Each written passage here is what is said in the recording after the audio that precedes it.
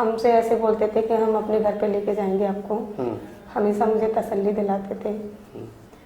उनके घर में शायद कोई प्रॉब्लम थी, तो इसीलिए हम भी चुप रहते थे। हमसे हमेशा यही बोलते थे वो कि हम आपके साथ में रह रहे हैं, आपको हमसे मतलब है, और जब हम अपने घर जाएंगे तो हम आपको लेके जाएंगे।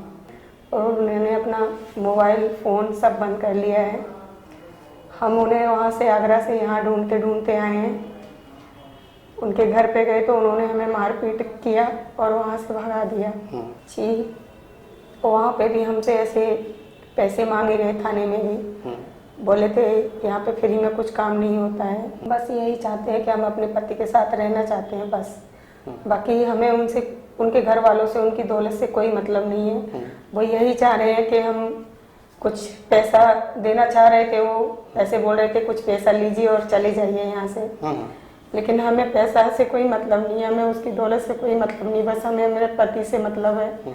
हम बस उनके साथ रहना चाहते हैं, चाहे वो जहाँ भी रखें, जैसे भी रखें बस। बुलेटिन ऑफ बिहार में आज हम बात करेंगे आगरा से अपने हक की लड़ाई लड़ने के लिए बिहार आ चुकी एक लड़की से। पति, इनसे शादी तो हो ही चुकी थी उनकी, वो छोड़कर बिहार आ चुके हैं आगरा से। पति का पीछा करते करते ये लड़की उनके घर तक पहुंच गई, आधार कार्ड के एड्रेस को एक सबूत मानकर। लेकिन घर वालों ने 5 लाख रुपए के साथ वापस आने को कहा, दहेज मांगा इनसे। थाने में एफआईआर भी हो गई है, केसरिया थाने में एफआईआर हो गई है। लेकिन अभी तक उस लड़के को न तो पकड़ा गया है और न अभी तक कोई भी कार्रवाई हुई है। आइए इस बारे में विस्तार से जानेंगे उन्हीं से जिनके साथ ये सब हुआ है।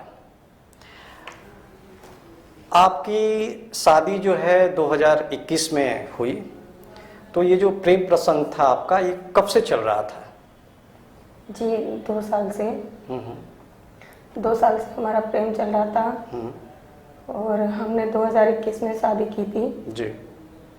और हम लोग साथ में ही रहते थे आगरा में। तो अच्छे से रहते थे पूरा परिवार। तो हमेशा हमसे ऐसे बोलते थे कि हम अपने घर पे लेके जाएंगे आपको। हमेशा मुझे तसल्ली दिलाते थे। उनके घर में शायद कोई प्रॉब्लम थी, तो इसीलिए हम भी चुप रहते थे। हमसे हमेशा यही बोलते थे वो कि हम आपके साथ में रह रहे हैं, आपको हमसे मतलब है, और जब हम अपने घर जाएंगे तो हम आपको लेके जाएंगे। हमेशा मुझे यही कह के बहलाते थे वो। हम भी खुश रहते थे, ठीक है वो हमारे साथ में, हमें किसी से कुछ नहीं करना। लेकिन अभी 3 महीने से उनके घर पे मालूम हुआ और उनके घर वालों ने उन पे दबाव डाला और वो हमें वहाँ छोड़ के और यहाँ अपने घर पे आ गए। और उन्होंने अपना मोबाइल फ़ोन सब बंद कर लिया है। हम उन्हें वहाँ से आगरा से यहाँ ढूंढते ढूंढते आए हैं। उनके घर पे गए तो उन्होंने हमें मारपीट किया और वहाँ से भगा दिया। फिर हम थाने भी गए थे, तो थाने में भी हमारी कोई सुनवाई नहीं हुई है। थाने में तो केस रजिस्टर्ड हो गया है, तो जब केस रजिस्टर्ड कराया आपने, किस किस परेशानियों का आपको सामना करना पड़ा? जी, तो वहाँ पे भी हमसे ऐसे पैसे मांगे गए, थाने में भी बोले थे यहाँ पे फ्री में कुछ काम नहीं होता है।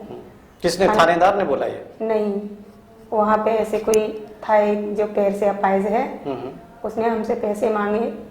तो हम पे इतने पैसे नहीं थे, तो हमसे बोला था आप साहब को खुश कीजिए, कैसे खुश करेंगे, आपका काम हो जाएगा। जी, तो आपने थानेदार से बात की कि नहीं? जी नहीं, हम थोड़ा अंदर से डर गए थे और फिर वहाँ से चले गए थे। फिर हम उनसे बात नहीं की है। फिर हम एसपी साहब के पास गए थे, उन्होंने हमें सपोर्ट किया और थानेदार को बोला कि आप अपना काम कीजिए। लेकिन फिर भी वहाँ से कोई हमारा काम नहीं हुआ है। नहीं, केस जब एसपी साहब ने बोला, पूर्वी चंपारण के एसपी हैं डॉक्टर कुमार आशीष, जब कुमार आशीष ने बोला तो एफआईआर उसके बाद लॉन्च हुई? कैसे एफआईआर लॉन्च हुई? जी, वहाँ उन्होंने जब बोला था, जब हुआ था। अच्छा। हाँ, लेकिन फिर भी कोई अरेस्टिंग नहीं है, कोई वहाँ से कोई वो नहीं मिल रहा है। हाँ, उन्होंने अपना कोई काम नहीं किया है फिर भी।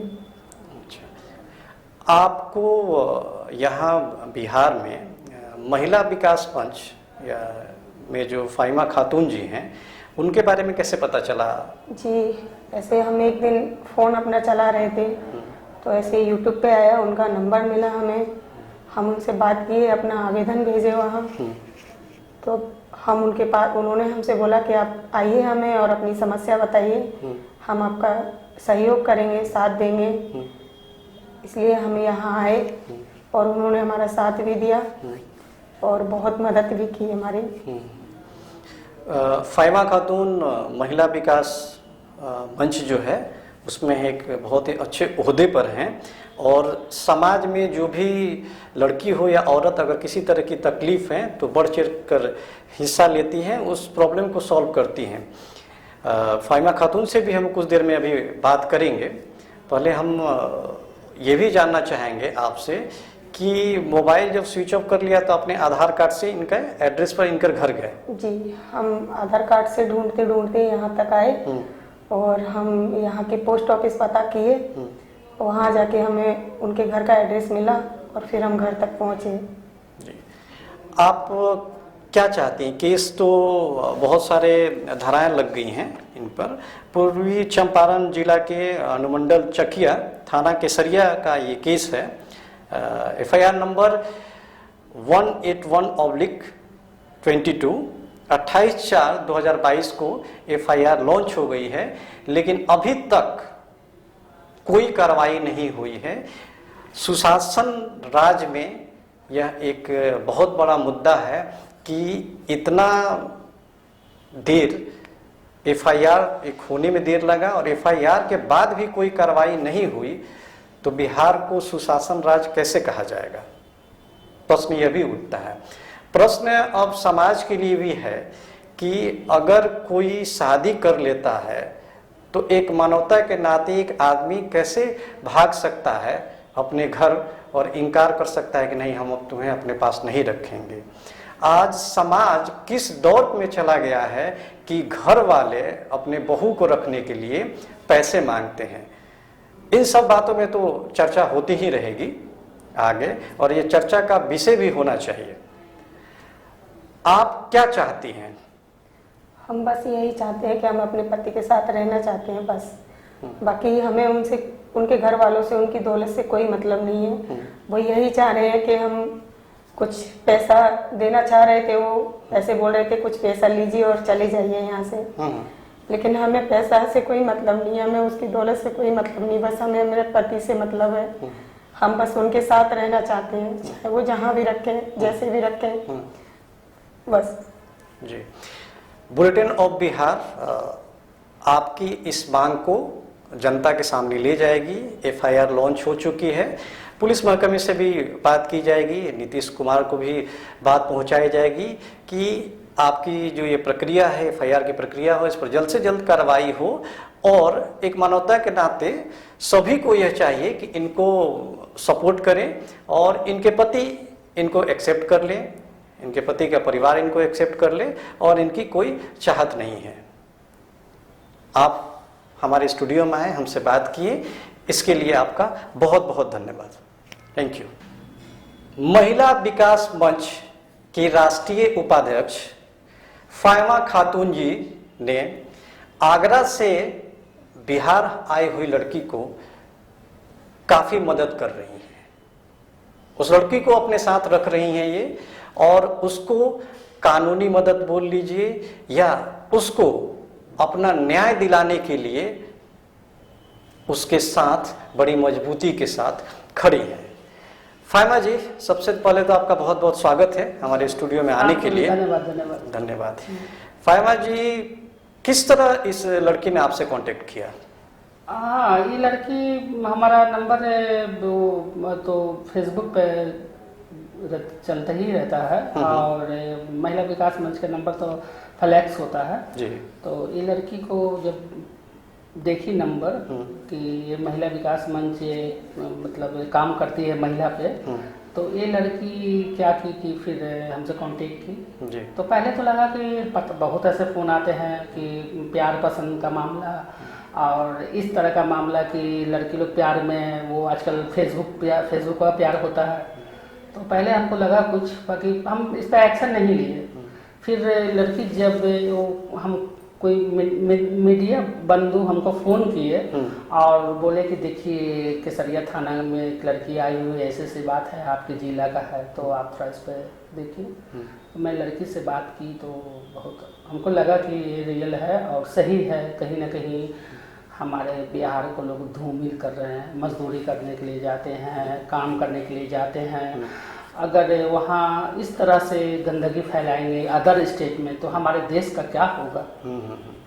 आपने अभी क्या क्या किया इनके लिए? आप किसी पुलिस ऑफिसर से आपने बात किया? नहीं, इस लड़की से बात हुई है, सब अपनी आबिती सुनाई हमको। तो पहले तो हम सोच रहे हैं कि बताया अभी कुछ देर पहले आपको ना कि ये हमारा समाज किस ओर जा रहा है। तो इसी तरह हमारा प्रशासन, पुलिस प्रशासन किस तरफ जा रहे हैं, मतलब किस मतलब उसको क्या बताया जाए, जैसे भी आप समझ लीजिए।